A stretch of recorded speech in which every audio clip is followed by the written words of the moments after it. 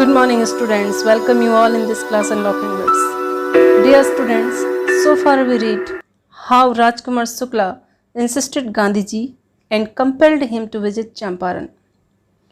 राजकुमार शुक्ल भारतीय स्वतंत्रता आंदोलन के एक ऐसे शख्स हैं जिन्होंने अपने सीधे साधे व्यक्तित्व होने के बावजूद किसानों की पीड़ा को समझा और उसे दूर करने की ठान ली। गांधी जी से पहली मुलाकात में राजकुमार शुक्ला उन्हें प्रभावित नहीं कर पाए, लेकिन बार बार गांधी जी से उनकी हर सभा में मिलकर अपने अटूट संकल्प और दृढ़ निश्चय का परिचय देकर उन्होंने गांधी जी को अपना आग्रह मानने को बाध्य कर दिया। परिणाम यह हुआ कि मात्र 4 महीने बाद ही चंपारण के किसानों को जबरदस्ती नील की खेती करने से हमेशा हमेशा के लिए मुक्ति मिल गई और गांधी जी का बिहार और चंपारण से नाता हमेशा के लिए जुड़ गया और उन्हें चंपारण लाने वाले इस शख्स का नाम था राजकुमार शुक्ल। अब आगे। The news of Gandhi's advent and of the nature of his mission spread quickly through Muzaffarpur and to Champaran. Gandhi ji जब मुजफ्फरपुर में गए तो उनके वहाँ आने का समाचार, एडवेंट मीन्स अराइवल, उनके वहाँ आने का समाचार और उनके वहाँ आने का मिशन बहुत जल्दी मुजफ्फरपुर में और चंपारण में फैल गया। परिणाम हुआ sharecroppers from Champaran began arriving on foot.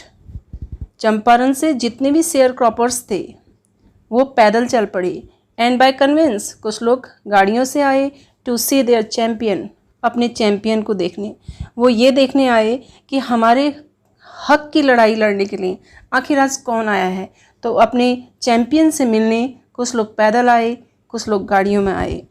Muzaffarpur lawyers called on Gandhi to brief him.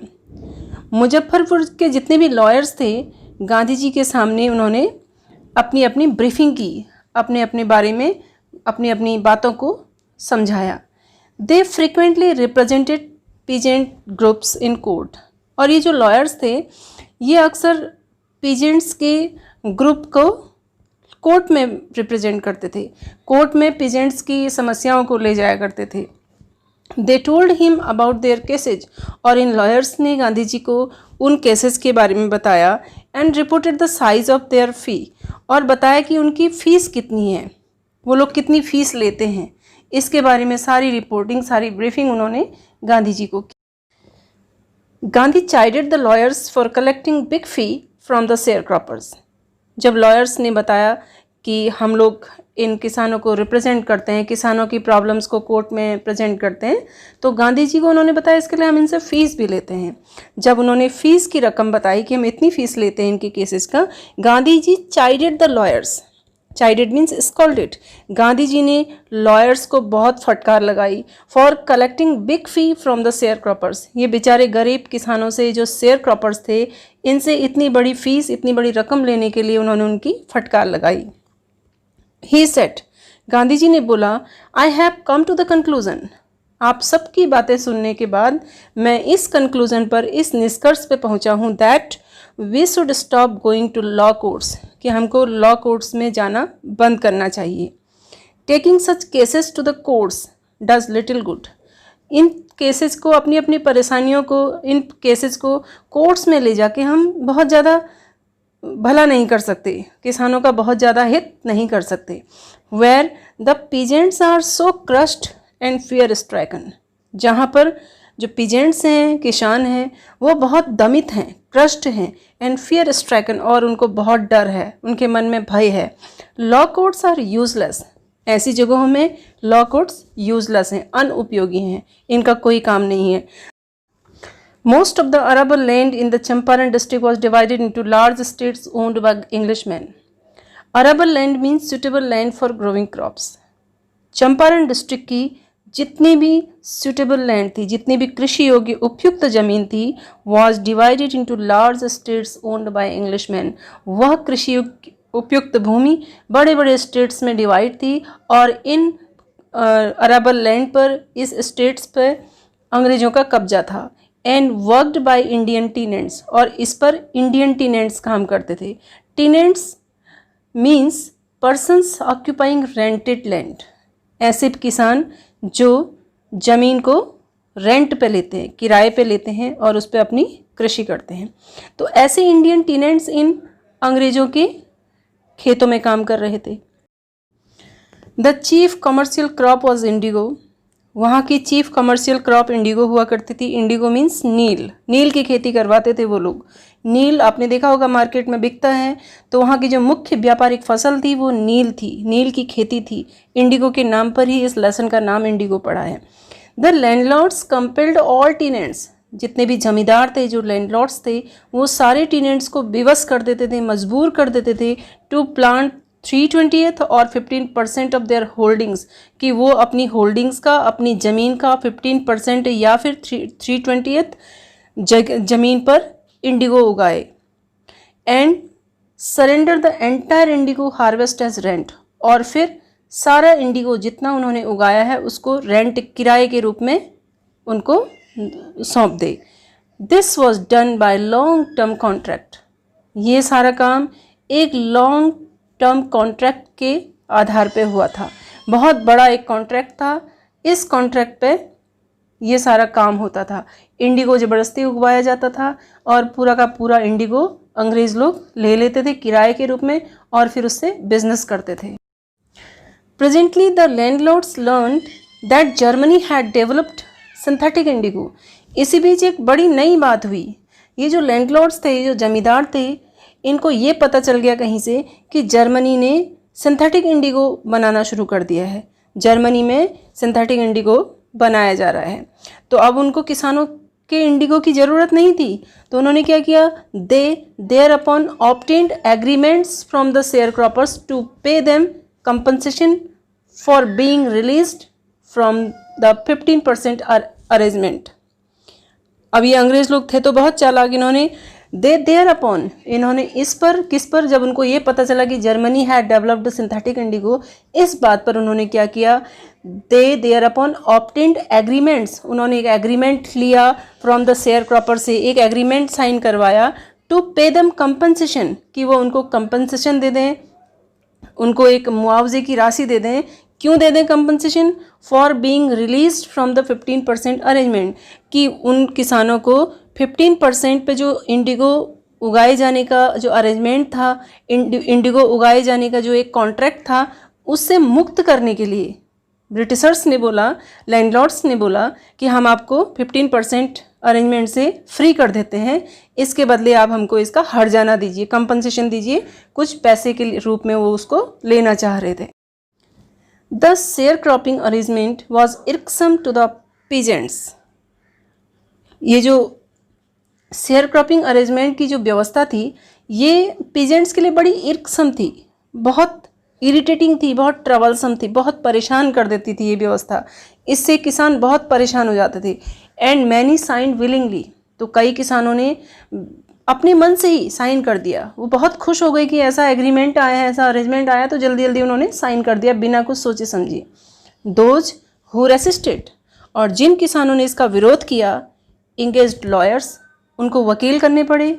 The landlords higher thugs, और जो लैंडलॉर्ड्स थे उन्होंने ठग हायर किए, उन्होंने ठगों को चुना। Meanwhile the information about synthetic Indigo reached the illiterate peasants who had signed, और इसी बीच सिंथेटिक इंडिगो का जो इन्फॉर्मेशन था, जो न्यूज़ थी, वो इन अनपढ़ किसानों तक भी पहुंच गई थी जिन किसानों ने एग्रीमेंट पर साइन किया था। And they wanted their money back, और अब ये किसान अपना पैसा वापस चाहते थे। जो इन्होंने कहा कि हमने जो आपको एग्रीमेंट पे जो कंपनसेशन के रूप में आपको पैसा दिया है, वो पैसा हमको वापस चाहिए, क्योंकि इस बीच इन अनपढ़ किसानों को ये पता चल गया था कि जर्मनी में सिंथेटिक इंडिगो का डेवलपमेंट हुआ है। At this point Gandhi arrived in Champaran. ये सारी बातें हो रही थी, इसी बीच गांधी जी भी चंपारण पहुँचे। He began by trying to get the facts. उन्होंने फैक्ट्स को जानने की कोशिश करने के साथ शुरुआत की। उन्होंने पहले फैक्ट्स जाने कि आखिर हुआ क्या। First he visited the secretary of the British landlords association. सबसे पहले वो इस काम के लिए ब्रिटिश लैंडलॉर्ड्स एसोसिएशन के सेक्रेटरी के पास गए। The secretary told him that they could give no information to an outsider. Secretary ने बोला कि आप आउटसाइडर हैं, आप बाहरी व्यक्ति हैं, हम आपको किसी भी प्रकार की इन्फॉर्मेशन नहीं दे सकते। Gandhi ji answered that he was no outsider. Gandhi ji ने बोला कि मैं इसी देश का निवासी हूँ, मैं आउटसाइडर नहीं हूँ, मुझे आप इन्फॉर्मेशन बता सकते। Next, Gandhi called on the British official commissioner of the Tirhut division in which the Champaran district lay। उसके बाद गांधी जी तिरहुत डिवीज़न, जिसमें कि चंपारण डिस्ट्रिक्ट भी आता है, उस तिरहुत डिवीज़न के ब्रिटिश ऑफिशियल कमिश्नर से मिलने गए। The commissioner, Gandhi reports, Gandhi ji Louis Fischer को बताते हैं कि ये जो कमिश्नर है, the commissioner proceeded to bully me, commissioner ने मुझे धमकाने की कोशिश की। ये जो कमिश्नर था इसने मुझे धमकाया and advised me forthwith to leave Tirhut, और मुझे ये सलाह दी कि मैं जल्दी ही तिरहुत को छोड़ के चला जाऊं। Gandhi did not leave. Gandhi क्यों छोड़ते? गांधी तो बहुत डिटरमाइंड पर्सन थे। Gandhi did not leave, Gandhi ji ने तिरहुत नहीं छोड़ा। Instead he proceeded to Motihari. Tirhut मंडल छोड़ने के बजाय वो मोतीहारी चले गए, द कैपिटल ऑफ चंपारण, जो कि चंपारण का मुख्यालय था। सेवरल लॉयर्स अकम्पनीड हिम, कई सारे लॉयर भी उनके साथ गए। एट द रेलवे स्टेशन पर a vast multitude greeted Gandhi. Vast multitude means a very large number of persons, very large number of crowd. भीड़ थी वहाँ पर, बहुत मल्टीट्यूड थे, बहुत अलग अलग तरीके के लोग थे। रेलवे स्टेशन पे बहुत सारे लोगों की भीड़ ने गांधी जी का स्वागत किया। He went to a house, वह एक घर में गए, and using it as headquarters, और यहाँ पर उन्होंने अपना हेडक्वार्टर बनाया। कंटिन्यूड हिज इन्वेस्टिगेशंस, और अपनी इन्वेस्टिगेशंस को भी जारी रखा। A report came in that a peasant had been maltreated in a nearby village. Gandhi ji को एक रिपोर्ट मिली कि पास के गांव में एक किसान के साथ बहुत बुरा व्यवहार किया गया है। Gandhi decided to go and see, Gandhi ने निश्चय किया कि वो वहाँ जाएंगे और उसको देखेंगे। The next morning he started out on the back of an elephant. अगली सुबह वह हाथी पर बैठकर चले गए। He had not proceeded far, वो ज़्यादा दूर नहीं गए थे। When the police superintendent's messenger overtook him, कि पुलिस सुप्रिटेंडेंट के मैसेंजर ने उनको आगे से रोक लिया। And ordered him to return to town, और उनको बोला कि आप वापस टाउन में चले जाओ इन हिज कैरेज, उनकी गाड़ी में।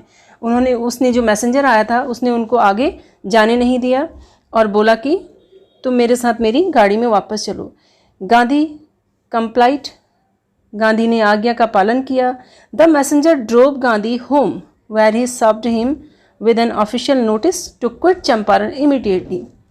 और गांधी जी जब घर पहुँचे, गांधी जी को मैसेंजर ने एक नोटिस दिया जिस पर लिखा था कि आप जल्दी से जल्दी चंपारण छोड़ के चले जाइए। Gandhi signed a receipt for the notice. Gandhi ji ने उस नोटिस की रिसिप्ट पर, नोटिस के साथ एक रिसिप्ट थी, उस नोटिस पर साइन किया एंड रोट ऑन इट, और इस रिसिप्ट पे ये लिख दिया that he would disobey the order, कि वह इस आज्ञा की अवज्ञा करते हैं, मतलब वह इस ऑर्डर को फॉलो नहीं करेंगे, वह इसको डिसओबे करेंगे। इन कॉन्सिक्वेंस, परिणाम स्वरूप क्या हुआ? Gandhi received a summon to appear in the court the next day. अगले दिन गांधी को कोर्ट में हाजिर होने का आदेश मिला। All night Gandhi remained awake, पूरी रात गांधी जागे रहे। He telegraphed Rajendra Prasad to come from Bihar with influential friends. उन्होंने राजेंद्र प्रसाद को टेलीग्राफ किया कि वह कुछ इन्फ्लुएंशियल, कुछ प्रभावशाली लोगों को लेकर बिहार से वहाँ आ जाए। ही सेंट इंस्ट्रक्शंस टू द आश्रम, उन्होंने अपने आश्रम में भी कुछ इंस्ट्रक्शंस, कुछ सूचनाएं भेजी, कुछ निर्देश भेजे। He wired a full report to the viceroy, और उन्होंने एक पूरी रिपोर्ट तैयार करके वाइसरॉय को भी वायर किया, मीन्स तार किया। Morning found the town of Motihari black with peasants. रात भर गांधी जी जागे रहे। रात में उन्होंने राजेंद्र प्रसाद जी को टेलीग्राफ किया, अपने आश्रम में कुछ इंस्ट्रक्शन भेजे, वाइसरॉय को रिपोर्ट सौंपी। सुबह सुबह होते ही जब उन्होंने देखा मोतीहारी को पूरा पीजेंट से पटा हुआ पाया, वहाँ बहुत सारे किसान आ गए। मोतीहारी ब्लैक विथ पीजेंट्स, मतलब मोतीहारी जो जगह थी वह किसानों से भर गई, इतनी भीड़ हो गई वहाँ पर।